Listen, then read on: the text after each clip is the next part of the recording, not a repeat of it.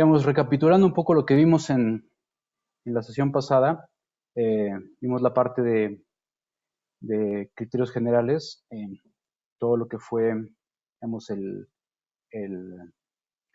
cómo vimos la situación en 2020 y una parte de la recuperación que estamos viendo hasta ahora.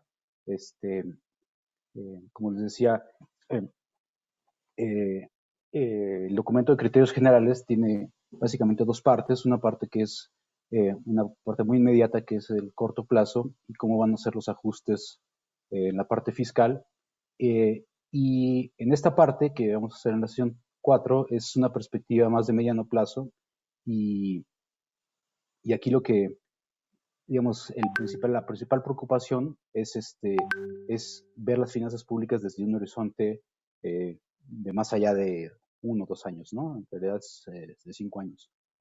Entonces, para esta parte, digamos, un poco preparamos tres, este, tres secciones. Una es una introducción igualmente, pues, simplemente para poner en contexto qué es el ejercicio de mediano plazo, qué se hace aquí, cuáles son las preocupaciones. Obviamente, eh, enseguida les mostraremos cuál fue el ejercicio, cuáles fueron nuestras perspectivas económicas de mediano plazo que presentamos en el presupuesto y las que fueron aprobadas. Y finalmente, me gustaría hablar un poco sobre las acciones que tenemos en la Secretaría para impulsar el crecimiento y que estamos viendo podrían ayudar nuevamente en una visión de un poco de más largo plazo. Entonces, déjenme empezar eh, por motivar un poco qué es el ejercicio de largo plazo y por qué se hace. Digamos, es un ejercicio que lo establece la ley, o sea, lo tenemos que hacer, pero es un ejercicio que es muy útil porque nos permite sentarnos y pensar las finanzas públicas desde un escenario y desde una perspectiva de más largo plazo, ¿no? Entonces, esto pues ayuda mucho a hacer la planeación fiscal, a ver qué desafíos presenta las finanzas públicas, nos permite, digamos, tratar de formular políticas económicas, tratar de hacer ajustes, entonces, y todo eso no se daría si no se sienta uno y empieza a hacer pues el ejercicio numérico de ver cómo vienen las finanzas públicas y cómo estamos viendo el crecimiento de la economía. Entonces, básicamente el alcance yo diría que el ejercicio son cuatro puntos fundamentales. Uno es, pues, sentarse y hacer una evaluación de cuál es el desempeño de la economía mexicana y entender qué fortalezas y qué debilidades tiene.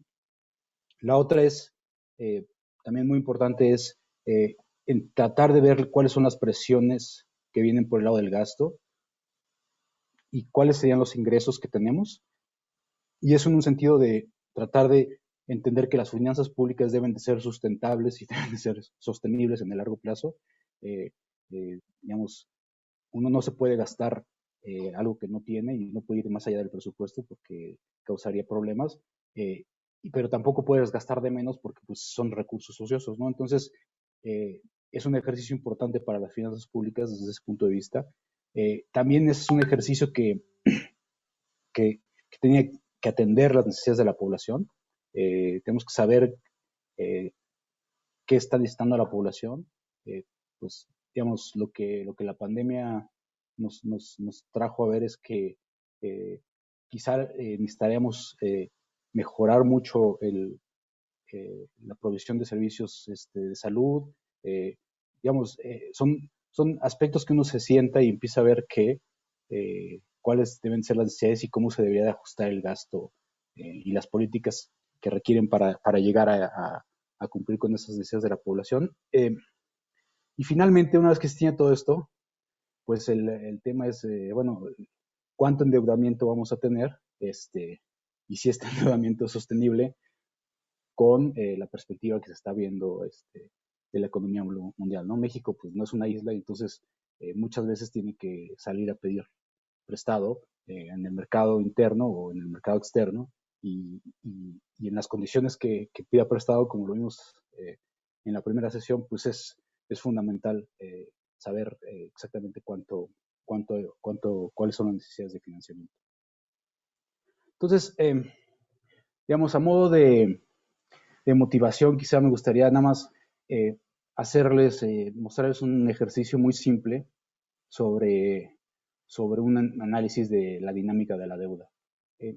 Y esto es importante porque, digamos, muchas veces cuando uno hace, yo me acuerdo en mis cursos de economía, uno ve mucho modelos de corto plazo, pero cómo se desplazan las curvas y cuál sería el efecto multiplicador, etcétera. Pero más allá de ese efecto que pues es nada más mover una cosa, hay una variable muy importante que es, pues sí, vamos a aumentar el gasto, o vamos a reducir impuestos, o vamos a hacer esto, pero al final del día, si eso, si hay un faltante de ingresos, se va a tener que utilizar deuda para financiar esos faltantes. Y la dinámica de la deuda es algo pues, que las autoridades fiscales, la Secretaría de Hacienda en particular, tienen que tener muy, muy presente, porque, digamos, hay dinámicas de la deuda que pueden llevar a que la deuda crezca mucho. Digamos, seguro están familiarizados con la historia de México, y México tuvo periodos donde la deuda tuvo un crecimiento muy rápido por algunos factores. Sin embargo, digamos, pueden ser malos manejos o errores o circunstancias ajenas, pero en estas circunstancias pues puede hacer que la deuda crezca de una manera muy importante y puede tener problemas para la economía. Entonces, déjenme rápido ir sobre las ecuaciones que les quería presentar para mostrarles de una manera muy, muy sencilla. O sea, esto, la deuda pública es algo muy, muy complejo. Esto es un ejercicio simplemente digamos, ilustrativo de ver qué variables afectan la deuda y por qué es importante darle un seguimiento a la dinámica de la deuda y no simplemente pues vamos a endeudarnos y a ver qué pasa después. Entonces, empecemos si quieres por definir las variables. Tenemos G, que llamamos el gasto primario, es el gasto que no tiene, no contempla el pago de intereses. Por un lado, después a esto, digamos, a este gasto corresponde también la parte de la deuda que tenemos que pagar. Digamos, le llamamos de a deuda. En el periodo anterior se contrata un bono, se emite un bono, y en el periodo actual, pues tienes que pagar el principal y además la tasa de interés, que aquí le llamamos RT, ¿no?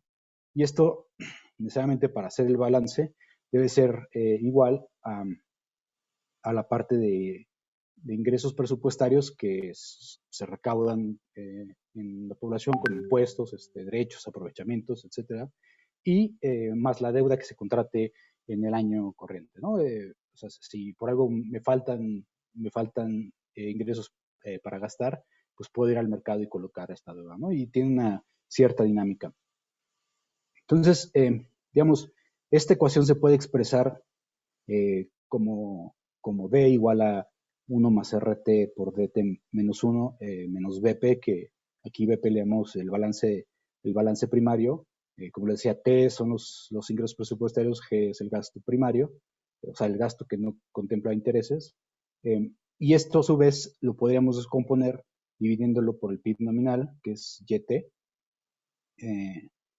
de tal modo que nos queda una ecuación como la que está abajo.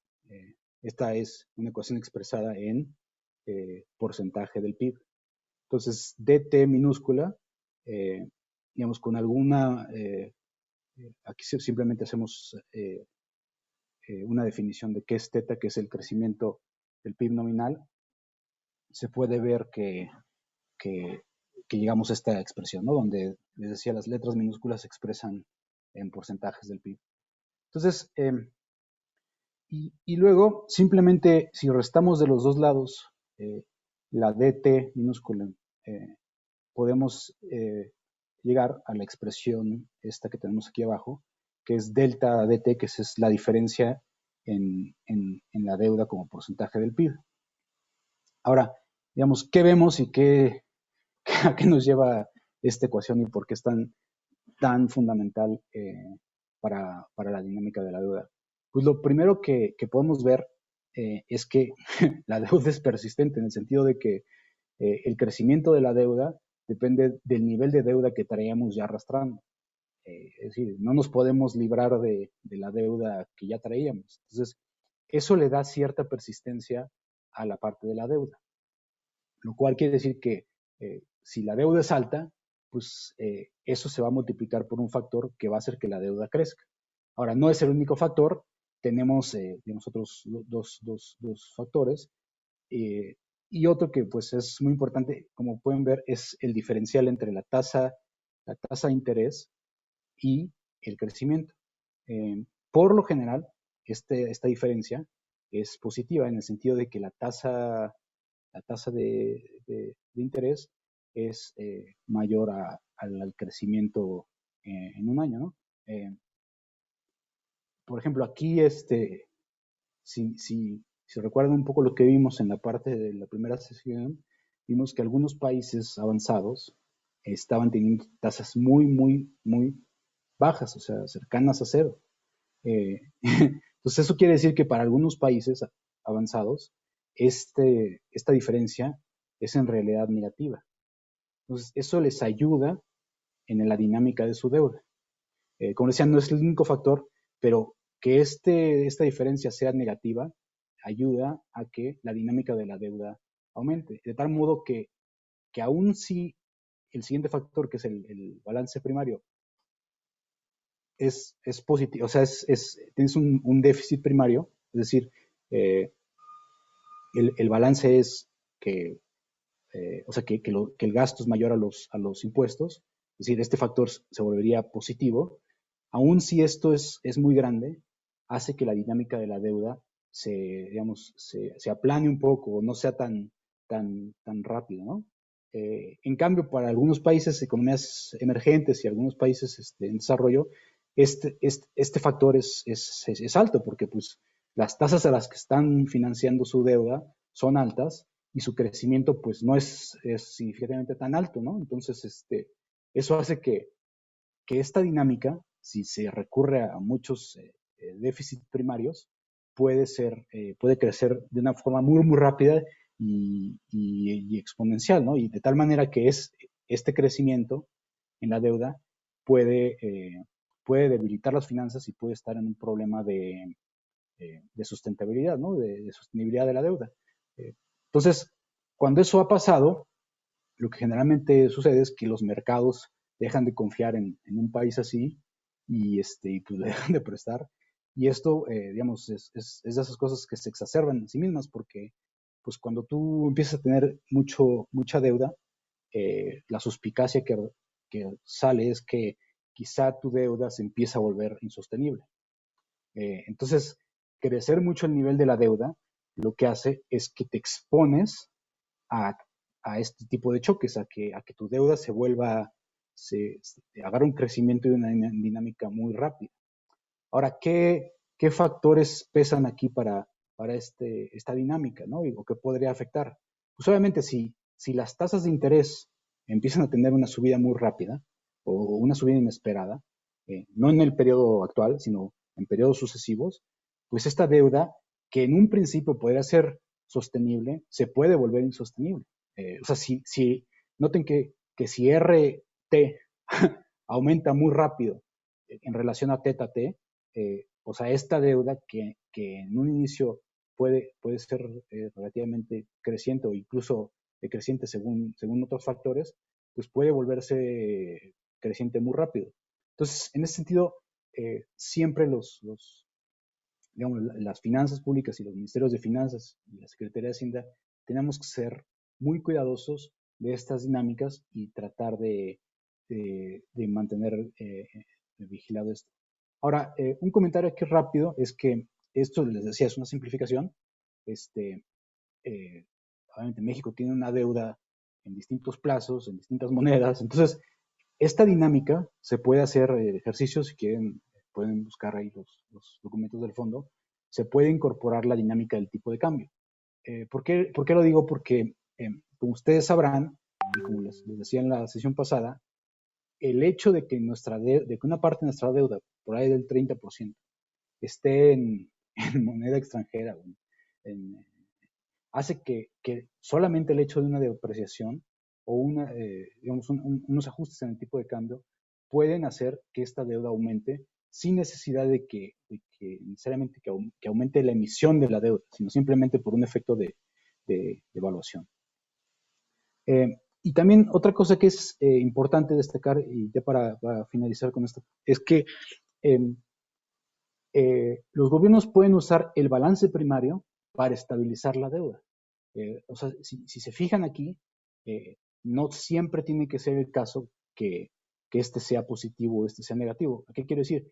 Que no siempre tiene que el gasto ser mayor a los impuestos o los impuestos mayores al gasto, sino que los gobiernos y los ministros de finanzas pueden mover el balance primario, que es la variable de decisión, para tratar de estabilizar la deuda.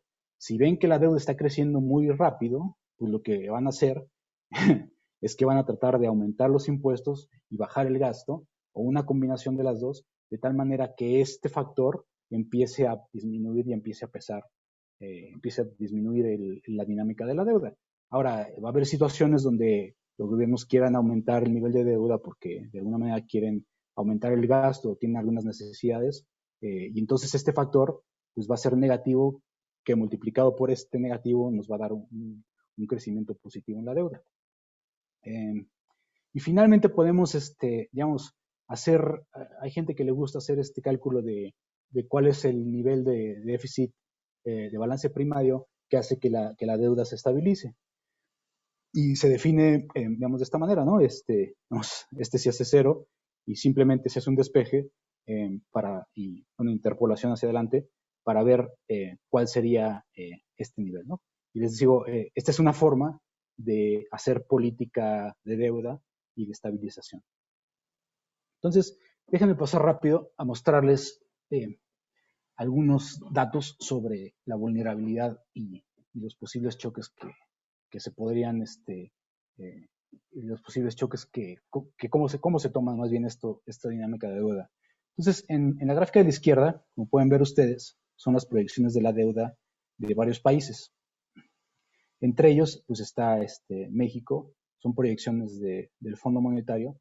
Y como pueden ver, pues México, digamos, tenía un nivel más o menos a la mitad de muchos otros países, pero sin embargo, la estrategia que ha sido es de tratar de mantener un nivel constante de deuda de acuerdo a pues, la ley que tenemos, como les decía, de nuestra ley fiscal que nos obliga a que la deuda y la programación sea de tal forma que la deuda sea constante o bien decreciente. Y otro factor que les decía hace un momento de la parte de la dinámica de la deuda es que noten ustedes en la gráfica de la derecha cómo a medida que va aumentando la deuda, el spread que se paga de los países, por ejemplo, latinoamericanos, aquí pusimos un ejemplo de varios países, cómo este spread va aumentando porque, justo como les decía, la percepción del mercado de la sostenibilidad de la deuda se va deteriorando a medida que va aumentando la deuda. Entonces, les digo, esta es una primera introducción, esto para sentar las bases de por qué es importante vigilar el crecimiento de la deuda y su dinámica. Ahora déjenme pasar a la parte del horizonte de la política económica. Entonces, como les decía en la sesión pasada, vimos la parte del corto plazo, y la parte por corto plazo se dedica a ver mucho la estacionalidad y el ciclo.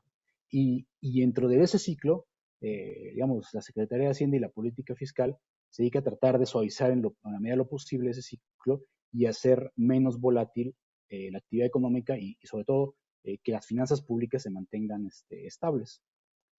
Pero en el horizonte del mediano plazo, digamos, ahí lo que vemos no es tanto el ciclo, sino es las tendencias. Entonces, en lugar de estar viendo el vaivén de la economía, vemos más bien cuál es la perspectiva de largo plazo.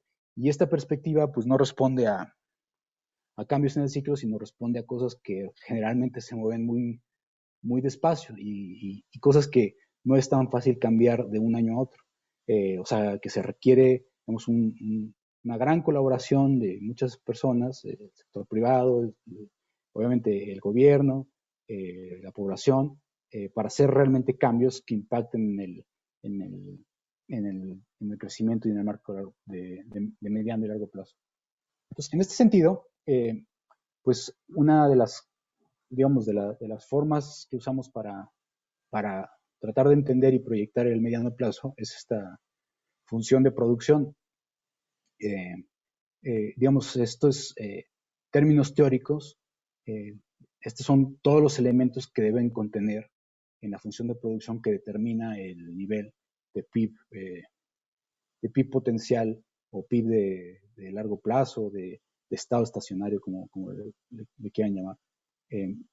Digamos, no es un PIB exactamente de tendencia, pero sí es un PIB, digamos, de potencial, digamos, ¿no?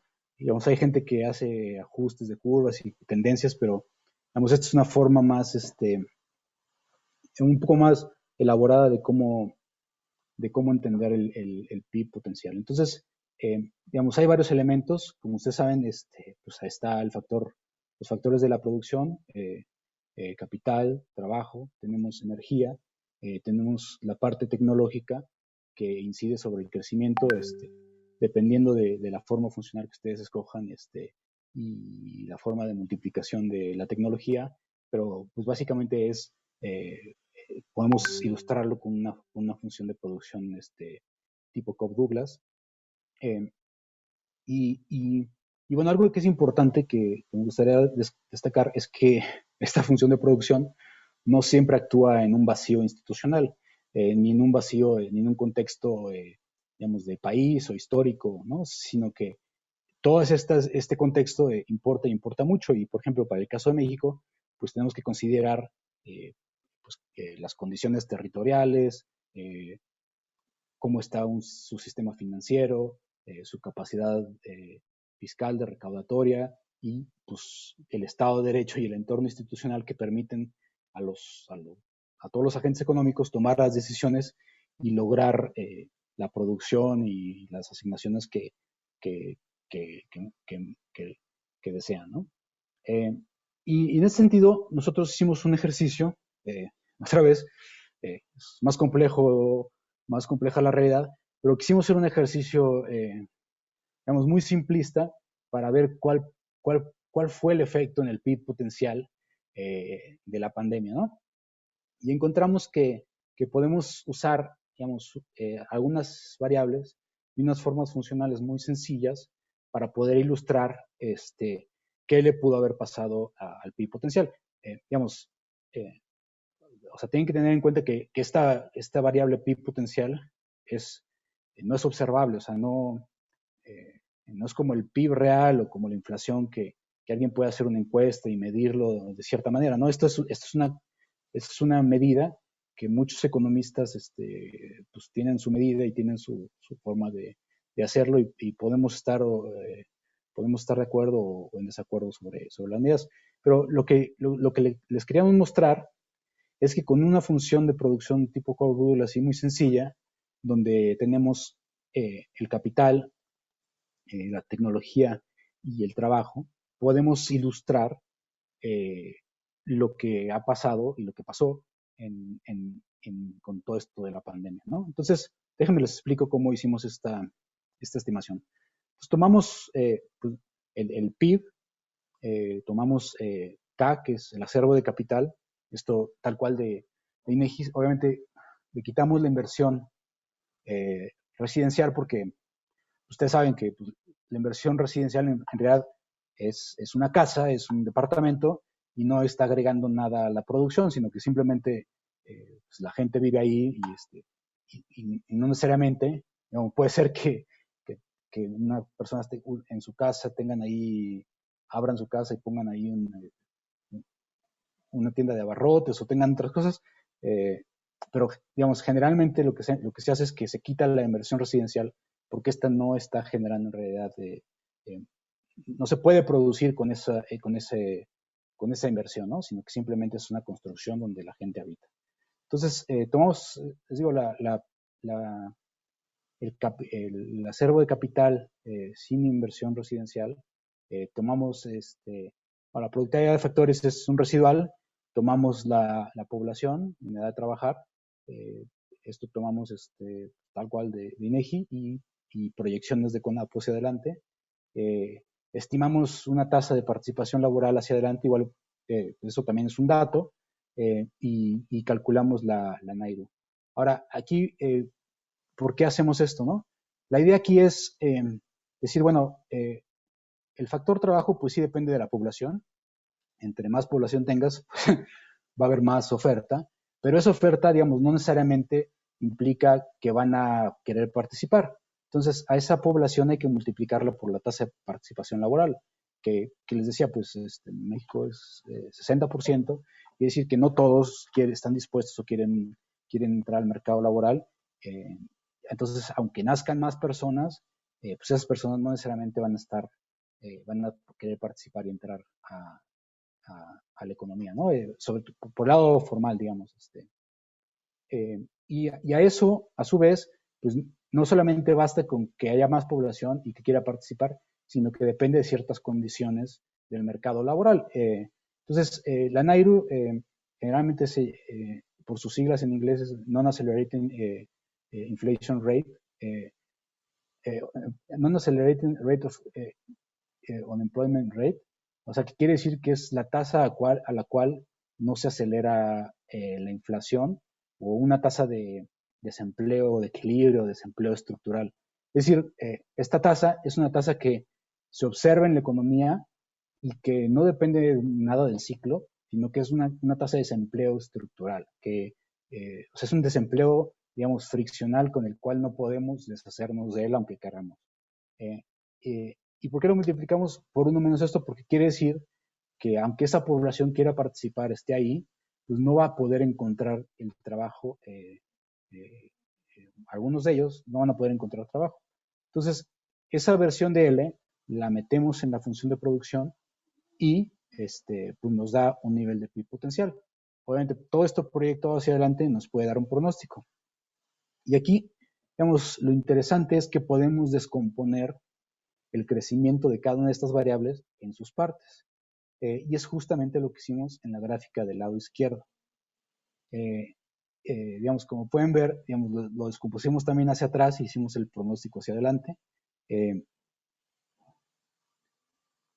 Y digamos, lo que se puede ver es que qué factores han venido contribuyendo al PIB potencial y cómo estos han variado en el tiempo. Entonces, digamos, en los 80s, perdón, en los 90s, se veía que pues, teníamos crecimientos de poblaciones muy altos, pero a medida que ha venido, digamos, invirtiéndose la dinámica poblacional, cada vez tenemos menores tasas de crecimiento, ¿no? Antes la gente tenía 2 hijos por familia, ahora pues tienen menos, ¿no? Entonces, esto hace que simplemente por el hecho del crecimiento poblacional, y les digo, por la variable de trabajo, eso quiere decir que cada vez la contribución que haga la población al crecimiento potencial va a ser mayor. También la participación laboral. Si tenemos mayor participación laboral, pues esto es un factor que va a aumentar la cantidad de trabajo en la economía, ¿no? Y esto se puede ver en el área amarilla de la gráfica. Y finalmente tenemos la parte del acervo de capital por trabajador, que este es el capital que existe en la economía, y vemos que, bueno, ha habido periodos donde ha crecido mucho, periodos donde ha venido cayendo y ha sido muy, el crecimiento ha sido muy, muy pequeñito. Y finalmente tenemos la parte verde, que es la TFP, la PTF, o digamos, como lo quieran llamar, es la parte, digamos, que es la contribución total de los factores, ¿no? Digamos, es la parte le llaman el residual de sol, o la parte de tecnológica que afecta a la función de producción, y pues también depende, ha habido veces que hemos tenido choques negativos, ha habido veces que tenemos crecimientos positivos. Entonces, con base en eso, pues vemos ya puntualmente, vemos cuál pudo haber sido la afectación que vimos en la pandemia. Y lo que vemos es que la afectación fue diferente a otras crisis, en el sentido de que en esta vez, como decíamos en la sesión de la mañana, se vio una menor tasa de participación, no por el hecho de que la gente no quisiera participar, sino porque la contingencia misma y el cierre de muchas empresas hizo que esta participación fuera menos. Entonces, digamos, esta función, así les digo, un análisis muy sencillo, pues nos muestra que hubo una caída del PIB potencial. Sin embargo, pues, digamos, esto es temporal y eventualmente, digamos, estas personas se van a reincorporar, seguro va a haber mayor participación laboral, esperamos que siga habiendo crecimiento, porque va a haber crecimiento en la población y porque esperamos que el crecimiento en el capital se mantenga. Y con un supuesto, o sea, digamos, dado esto, pues podemos ver que la productividad total de los factores también va a venir creciendo de una forma, digamos conservadora. Digamos, podemos decir que el PIB potencial eventualmente va a regresar a lo que teníamos antes. ¿Qué sería lo óptimo, lo deseable? Pues en la medida en que podamos aumentar la participación laboral, por ejemplo, un caso que se está discutiendo ahorita de la participación de las mujeres, pues eso implicaría que tendríamos un mayor PIB potencial. También si tenemos mayor productividad o si tenemos una mayor inversión de capital, eso podría aumentar el PIB potencial. Pero bueno, digamos, este escenario es un escenario, digamos, sin consideraciones, es así, inercial, digamos, y conservador, de tal manera que llegamos a las proyecciones que tenemos en precriterios de un PIB potencial de alrededor de 2.5%. Entonces, déjenme pasar ahora, ya que introdujimos la parte del análisis, a las perspectivas económicas de mediano plazo que estábamos viendo cuando presentamos el documento de criterios generales. Entonces, digamos, tenemos básicamente las variables más importantes del marco macroeconómico de mediano plazo. Tenemos el crecimiento, la inflación, el tipo de cambio, la tasa de interés, el precio del petróleo y la producción. Les digo, el crecimiento del PIB generalmente se estima usamos varios modelos y varios supuestos. Tomamos notas de todo lo que se produce afuera de la Secretaría de Hacienda, el Fondo Monetario, el Banco de México, y otros organismos como la OCDE y el Banco Mundial, nos ayuda a tratar de entender cómo están viendo las perspectivas, pero sobre todo cómo vienen las perspectivas de otros países, porque eso es una variable que consideramos exógena, que no podemos en realidad mover. También vemos, obviamente el Banco de México pues está muy vigilante de la inflación, consideramos cómo están viendo la política monetaria y cómo estamos viendo las presiones inflacionarias para pronosticar la inflación y la tasa de interés. También, digamos, aunque es una variable muy volátil y muy difícil de pronosticar, pero también tomamos en consideración cuál podría ser la trayectoria del tipo de cambio. Y aquí al final lo que hacemos es que suponemos unas trayectorias también muy inerciales, de tal manera que, digamos, que no tomemos una postura muy fuerte con respecto al tipo de cambio de que se va a ir para un lado o se va a ir para el otro, sino que tratamos de ser lo más conservador posible a la hora de pronosticar estas variables, sobre todo porque pues, todas estas variables al final acaban impactando en el diseño de presupuesto y de marco fiscal. Por supuesto, también está el precio del petróleo y la producción, por el lado de que necesitamos saber cuál podría ser el ingreso de los ingresos petroleros y la situación del balance de Pemex. Entonces, déjenme les presento los números que hicimos sobre el marco macroeconómico que presentamos en el documento de criterios generales.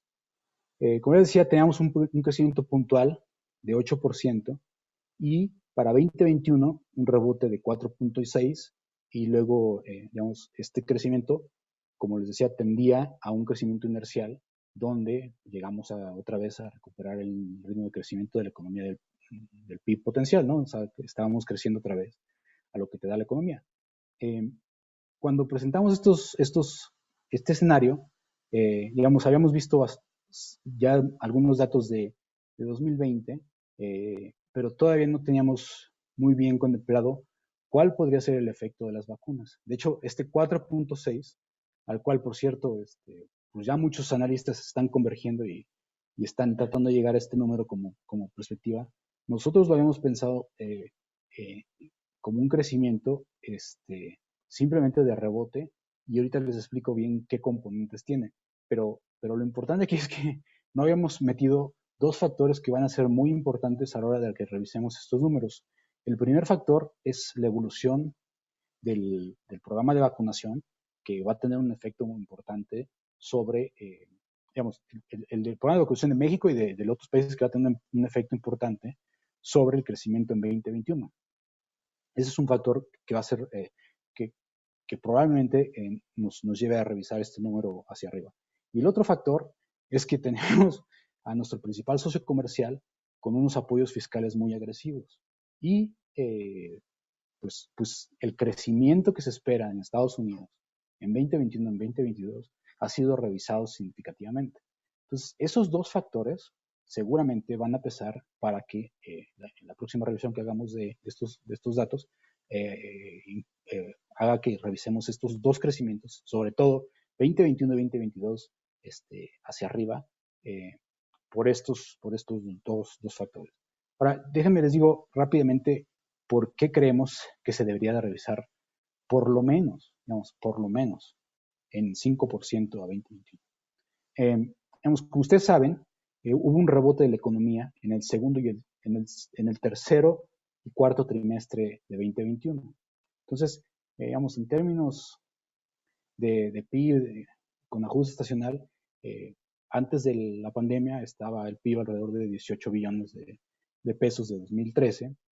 En la pandemia se cayó a 15, pero después rebotó. Y ahorita el nivel que está del cuarto trimestre es alrededor de 17.5 billones. Entonces, simplemente por el nivel que ya alcanzamos en el cuarto trimestre, hace que cuando comparamos esa base, ese nivel, con el de 2020, te dé un crecimiento de 3.5%. ¿Esto qué quiere decir? Que si la economía mexicana ya no creciera más de lo que se observó en el cuarto trimestre, al menos para 2021 tendremos un crecimiento de 3.5%. Ahora, si además de eso vemos que los sectores que estaban rezagados, los que vimos hace rato, restaurantes, hoteles, alojamiento, digamos, si esos sectores se empiezan a recuperar y cierran la brecha que tienen con respecto a los niveles prepandemia, solamente ese cerrar de brecha nos pondría alrededor de entre 1 y 1.5 puntos porcentuales por arriba. Es decir, a ese 3.5 habría que sumarle entre 1 y 1.5% de solamente de la recuperación del cierre de esa brecha. Entonces, solamente eso ya nos deja en un crecimiento de 5%.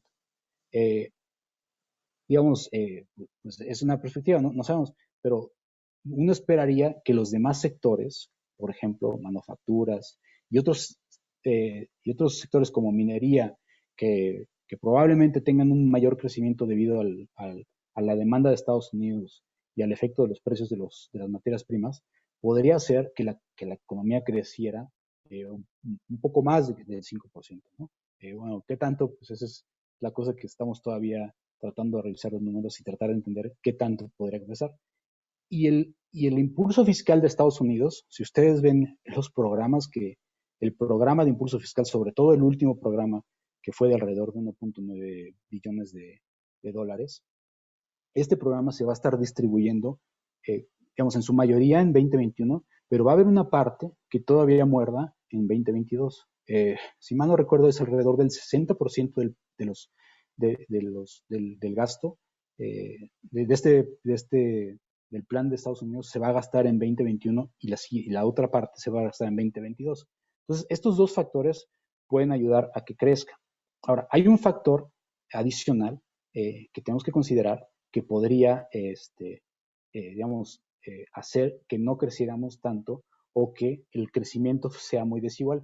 Y este factor es que, seguramente lo han de haber visto últimamente, es que las tasas de crecimiento están creciendo. O sea, hubo una revisión en las perspectivas de las tasas de crecimiento a nivel global, donde las tasas de interés de Estados Unidos, en particular la de 10 años, ha venido creciendo de una manera muy acelerada, sobre todo porque un mayor crecimiento y una política monetaria mucho más laxa, como la que parece que, no mucho más laxa, perdón, una política que va a continuar su mismo ritmo, esto puede hacer que la inflación de Estados Unidos pues crezca un poco más. Y entonces, eso se está descontando en la parte de las tasas de interés. ¿Eso qué implicaciones tiene para la economía mexicana? Pues por el lado comercial y por el lado de remesas y por el lado de turismo, pues nos ayuda al crecimiento de Estados Unidos. Pero por el lado financiero, las tasas de interés podrían presionarnos en la parte en la parte del financiamiento interno, porque encarecía un poco el financiamiento interno si las tasas se empiezan a despegar mucho. Entonces, eso podría ser que a pesar de que tengamos crecimiento, podría ocasionar un crecimiento que no sería parejo o sería un poco desigual en algunos sectores y crearía algunas presiones por el lado del financiamiento. Ahora, déjenme pasar a las otras variables, como es la inflación, el tipo de cambio y las tasas de interés. Aquí, digamos, la inflación, generalmente lo que hacemos es que nosotros coincidimos con lo que tiene el Banco de México. Sin embargo, en 2020 esperábamos una inflación de 3.5%, en 2021 de 3%. Lo que pasó es que en realidad la inflación fue menor. Como vimos, la inflación cerró en 3.2, 3.15, si ustedes quieren, para ser más precisos. Pero hubo, eh, si recuerdan bien en la presentación de hace un rato, vimos que hubo meses, en particular en mayo, abril, donde la inflación cayó mucho. No cayó, más bien no creció tan rápido como antes. Eso hace que simplemente por la pura comparación del nivel, vayamos a tener inflaciones altas en marzo y abril. Digamos, así un cálculo, seguro pueden hacer un cálculo así rápido, podrían ver que las inflaciones, digamos, por lo menos podrían llegar al 4%, solamente si manteniéramos en cero, o sea, si no crecieran los precios, hiciéramos simplemente con la base de comparación, fácilmente podríamos llegar al 4%. Entonces, eso va a crear que vaya, que si bien la inflación de fin de periodo puede llegar al 3%, la inflación promedio puede estar por arriba del 3%.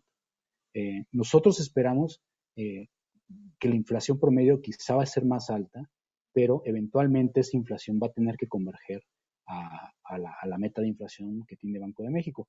Y hacia adelante, pues no esperamos ningún otro cambio.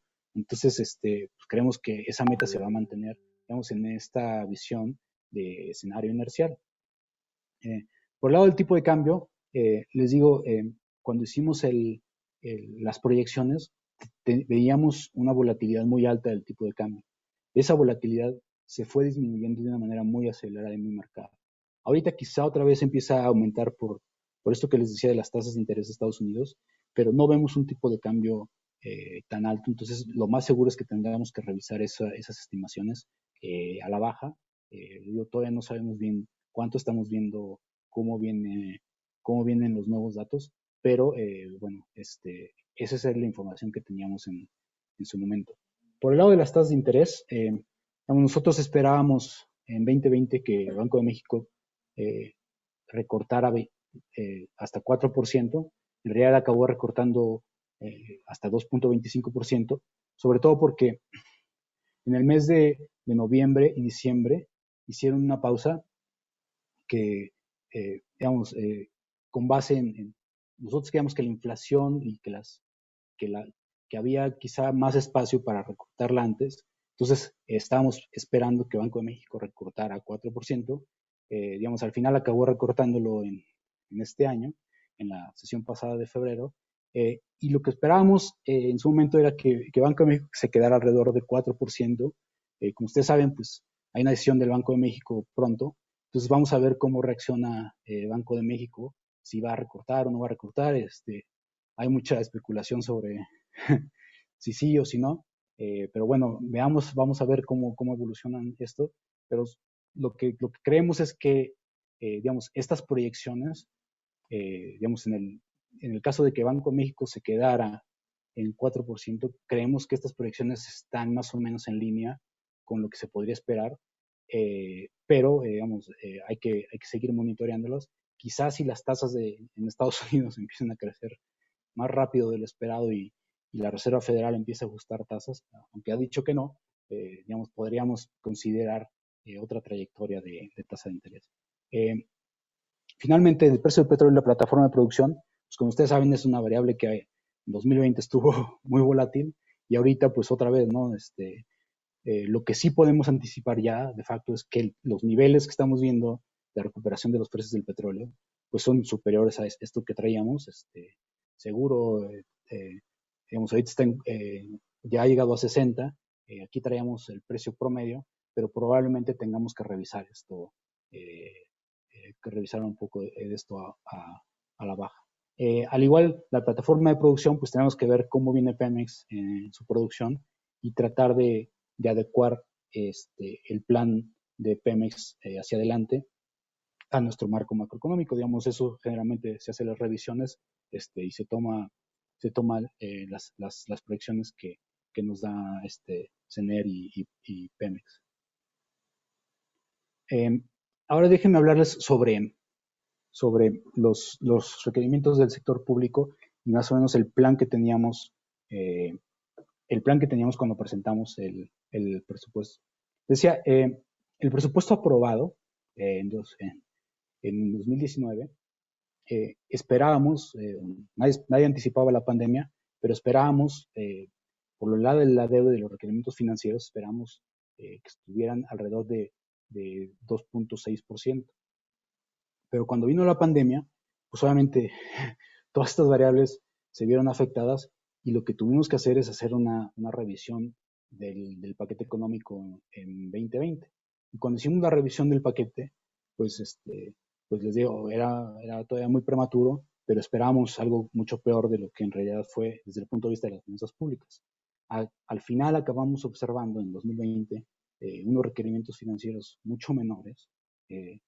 Ahora, y esto, digamos, el observado todavía no está incorporado en estas proyecciones. Tenemos que hacer la revisión próximamente en los precriterios. Vamos a hacer la revisión de estos requerimientos financieros y se van a ajustar con base en lo que hemos venido observado. Pero simplemente como para darles una guía, y eso sí no esperamos que cambie, pues la idea que tenemos es que la deuda y el saldo histórico de los requerimientos sigue una tendencia a la baja. ¿Qué número precisamente? Eso se va a discutir en su momento y les digo, pues va a depender un poco no un poco, capaz que, no sé qué tanto, pero seguro va a bajar porque vamos a tener que ajustar las nuevas observaciones que vimos, obviamente observaciones mejores a las que esperábamos en el paquete económico, y además pues probablemente tengamos unas revisiones del crecimiento de la economía mexicana en 2021 y en 2022. Obviamente pues hay otros factores que presionan al alza como las tasas de interés, tipo de cambio, pero puede ser que veamos que el saldo histórico y la trayectoria de deuda sea mucho menor de la que está aquí. Sobre las perspectivas, digamos, viéndolo por el lado del balance, digamos, aquí otra vez ponemos el detalle de cuáles son las principales características que vimos en su momento.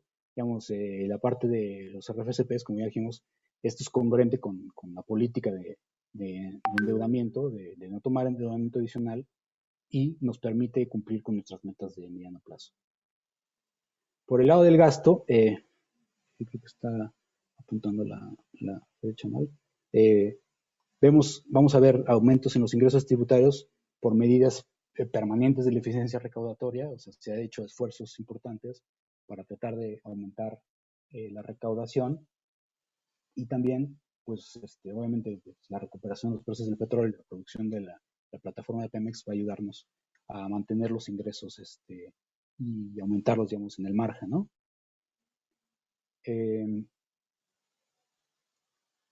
Sobre el gasto, pues, digamos, después de que hicimos este incremento y el efecto que tuvo la pandemia, pues eventualmente para cumplir con nuestras metas tenemos que venir ajustando, tenemos que empezar a ajustar el gasto y hacerlo converger a una meta donde no exista presiones y donde nos permita cumplir con nuestros requerimientos financieros. Entonces, pues ya para concluir con esta lámina, pues estos son lo que resultaría de los requerimientos financieros una vez que contemplamos estas variables. Déjenme rápido pasar brevemente al detalle del gasto. Aquí, pues, otra vez tenemos un escenario, tratamos de ser lo más conservadores posibles, en el sentido de que proyectamos cómo vienen las distintas categorías del gasto, y aquí dividimos entre gasto de operación, gasto de capital.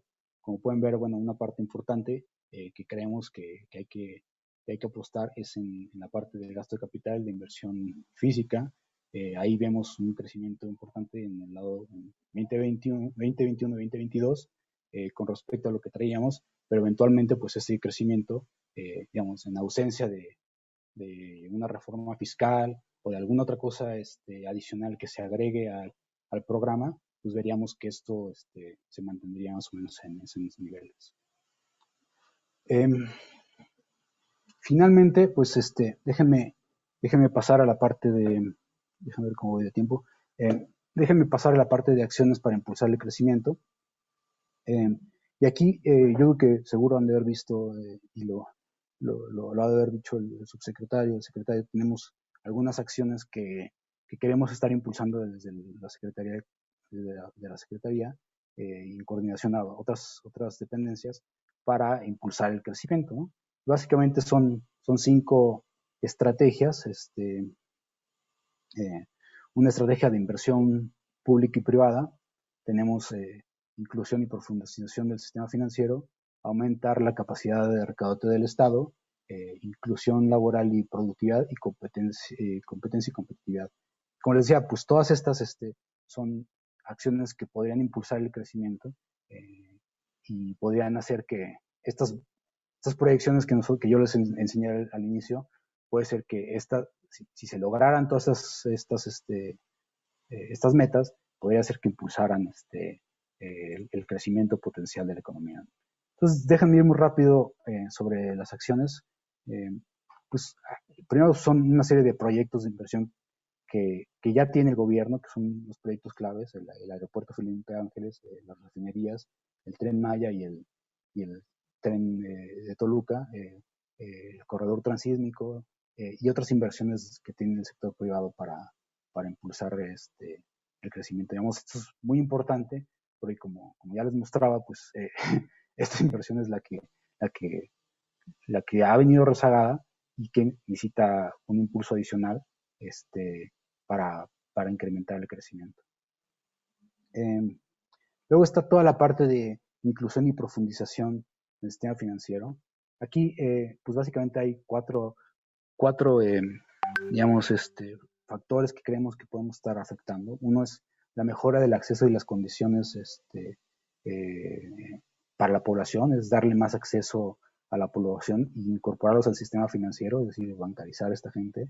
Se han hecho acciones, por ejemplo, para abrir cuentas bancarias a jóvenes, aumentar el número de las fintechs, y mejorar el acceso del crédito a las pymes, que bueno, es un sector muy importante de la economía y es un sector que si usted, los crecimientos del crédito, pues no han sido muy, de hecho ha venido decreciendo el crédito desde hace tiempo y no recibe mucho crédito por parte de la banca comercial, entonces habría que tratar de ayudarles mucho más a este factor a este grupo de empresas.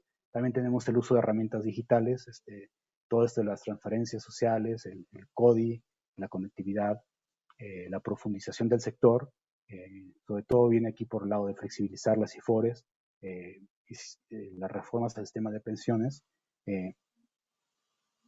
y tratar de buscar mayores recursos para canalizar inversión. Finalmente, pues hay una parte importante de educación financiera, hacer que la gente entienda los distintos productos financieros que existen y cómo usarlos para beneficio de ellos y de sus negocios. También creemos que hay que aumentar la capacidad recaudatoria. pues hay una evasión fiscal importante que debe ser reducida.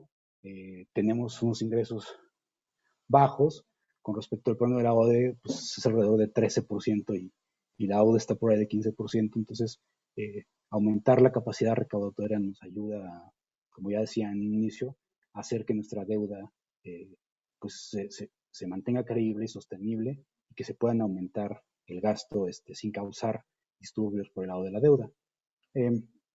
Y solamente vamos aquí mostrarles algo que, que es característico y que fue interesante, es que en esta recesión de 2000, los ingresos presupuestarios, los ingresos, perdón, los ingresos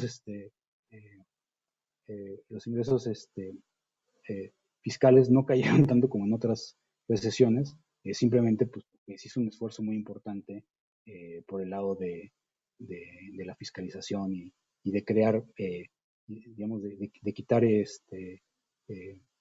de cobrar mejor impuestos y tratar de hacer efectivos los impuestos que existen.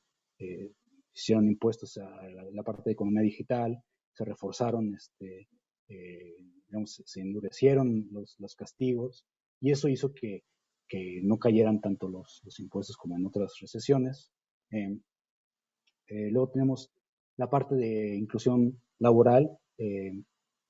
Aquí, digamos, es algo muy importante. Creemos que la inclusión laboral de la población de mujeres podría ayudar bastante en el crecimiento. Como les mostré al principio, simplemente una mayor participación hace aumentar el factor de trabajo y podría, creemos, ser un factor muy importante para aumentar el crecimiento potencial. Aquí hay tres, básicamente, proyectos o que se quieren desarrollar. Otro es un sistema de cuidados y esto con el objetivo de permitirles a las mujeres participar de una mejor manera en el mercado laboral sin que tengan que descuidar pues, los cuidados que tienen de los menores. Generalmente la mujer es de las principales las jefas de familia que se dedican al cuidado de menores. Entonces esto pues les puede ayudar y les puede dar mayor participación. Desde luego hay que incorporar a la población masculina al cuidado y que la crianza sea un poco más compartida, pero simplemente utilizar este sistema de cuidados ayudaría a fomentar la participación. También, digamos, se está impulsando tratar de posicionar a mujeres en puestos de liderazgo y que sirvan de unos pues, modelos hacia las otras mujeres, de ver que ellas pueden y que en realidad les están abriendo un espacio para participar en puestos administrativos y directivos. Y el otro es fortalecer las capacidades con distintos programas que tenemos en la Secretaría. Finalmente, pues tenemos toda la parte de competencia y competitividad. Para esto, bueno, pues ya sabemos que México, digamos, es un país que puede hacer mucho por el lado de competitividad. Tenemos empresas y sectores con mucho poder, monopolio y regulación que creemos se podría mejorar. Entonces, pues hay algunos proyectos que tenemos para mejorar la competitividad y la competencia, sobre todo en el marco del TEMEC, ¿no? Que pues esto va a ayudar a que las empresas sean mucho más competitivas. Y pues por mi lado es todo. Pues espero sus preguntas. Excelente, muchas gracias. Decía que hay varias preguntas que nos estuvieron haciendo llegar y que intenté agruparlas por tema. Hay dos que están relacionadas con el análisis que se presentó en esta charla. Una de ellas es, ¿cuál fue el nivel de la tasa de desempleo no aceleradora de la inflación, la NAIRU, por sus siglas en inglés, que obtuvieron en su análisis? ¿Y cuál es la tasa de endeudamiento de equilibrio que obtuvieron? La tasa de endeudamiento, eso no entiendo bien cuál es la tasa de qué se refiere. Pero la NAIRU, pues nosotros tenemos que es alrededor de 3.7% la tasa de equilibrio. Obviamente no es una constante, va variando, pero digamos así un estimado. Y la otra, no entendí ¿a qué se refiere? Así está tal cual. ¿Cuál es la tasa de endeudamiento de equilibrio que obtuvieron en su análisis? Mm, La dejamos y la puedo mandar posteriormente si no la amplían y se puede contestar vía correo electrónico. ok. Y nos preguntan también si no se aplica la fórmula del reglamento de la Ley Federal de Responsabilidad Hacendaria para el cálculo del PIB potencial. Sí, digamos, les decía, una es el ejercicio de finanzas públicas del cálculo el número, o sea, el número que se calcula y lo que presenté ahorita, bueno, es un ejercicio digamos, no es vinculatorio, no está en la ley, no tiene más que ilustrar en esta cátedra qué podría haber pasado con este PIB potencial. Digamos, no es un documento legal lo que estoy presentando, no es una estimación de acuerdo con lo que estén en criterios. De hecho, creo que no está muy diferente, creo que lo que está en la publicación es 2.4 y nos da 2.5, pero sí es consistente con el marco macro que presentamos. Entonces, digamos, como este ejercicio del PIB potencial y el de la deuda, pues es simplemente ilustrar para los alumnos cómo se piensan este tipo de variables, ¿no? Correcto. Para el precio y el nivel de producción del sector petrolero, no se debería de tomar el valor neto, ya que actualmente el balance es deficitario, pues al subir el precio del crudo que vendemos, también suben y en mayor proporción los derivados que compramos. Digamos, sí, hay unas sensibilidades a los precios del petróleo. Digamos, ese es justo el ejercicio fino de finanzas públicas que se hace en la Secretaría de Hacienda.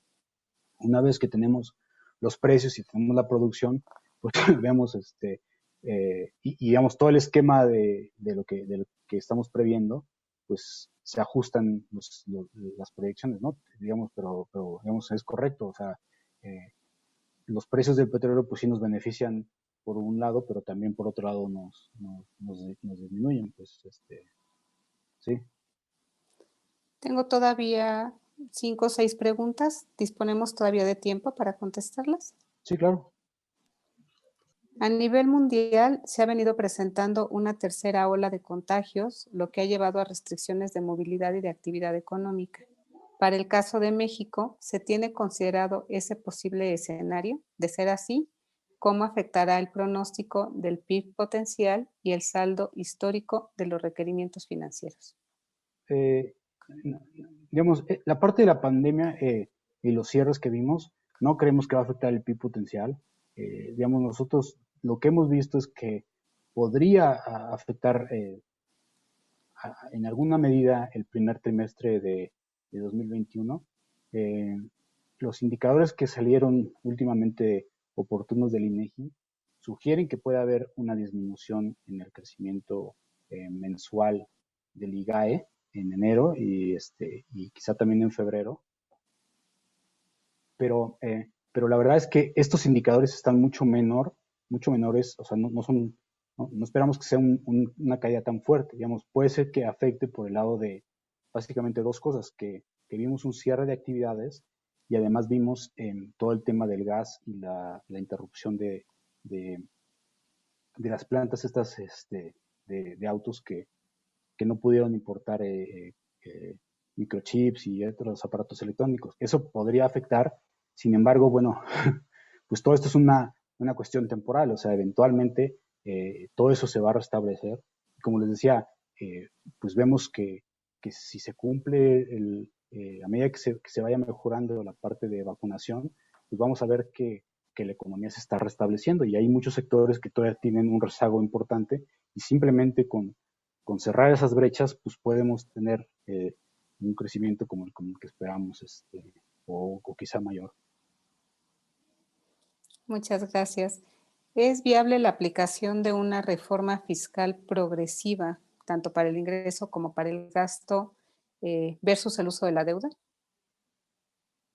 Eh, pues digamos, nuestra recaudación es progresiva, o sea, la discusión será eh, pues una vez que pasen las elecciones y que veamos cómo queda el Congreso, si se podría hacer otra cosa o algún otro tipo de reforma pues que sea más progresiva o eh, eh, que pueda mejorarnos la recaudación. Y es una discusión que pues todavía ahorita no la tenemos clara todavía, o al menos yo no la tengo clara de cómo va a funcionar. Muchas gracias. En el mediano plazo, ¿qué implica el TEMEC en la parte fiscal? ¿Qué compromisos conlleva? Eh, pues, pues de compromiso, no sé qué compromiso fiscal. O sea, el TEMEC pues es un acuerdo comercial. Digamos, como lado de compromisos no veo cuál es el compromiso en que nos ata a nosotros. Lo que sí pues es una parte que ha logrado, por un lado, disminuir el lado de incertidumbre que hubo desde 2016. Ustedes recuerdan, pues hubo mucha especulación si se iba a cancelar, si no se iba a cancelar, y fue todo un proceso largo de negociación. Creo que tenemos un buen acuerdo y eso pues, pues es completamente beneficia a México. Muchas gracias. Y finalmente, me ponen que recientemente anunció el licenciado Ramírez Cuellar la creación del Instituto de Estudios Fiscales, que cuáles se piensa que serán sus principales actividades y atribuciones. Pues habría que preguntarles ahí a ellos cuáles van a ser. La verdad no desconozco bien cuáles van a ser sus actividades. Pero digamos, todo lo que sea de estudios y de que ayude a entender mejor la parte fiscal creo que es buena.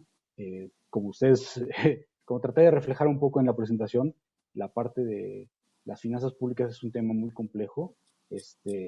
Y pues cualquier persona que entre a ayudarnos a entender cosas y a mostrar un punto de vista diferente, pues eso es fundamental y luego que debe ser muy bueno que ingresara más personas a revisar los estudios fiscales de México.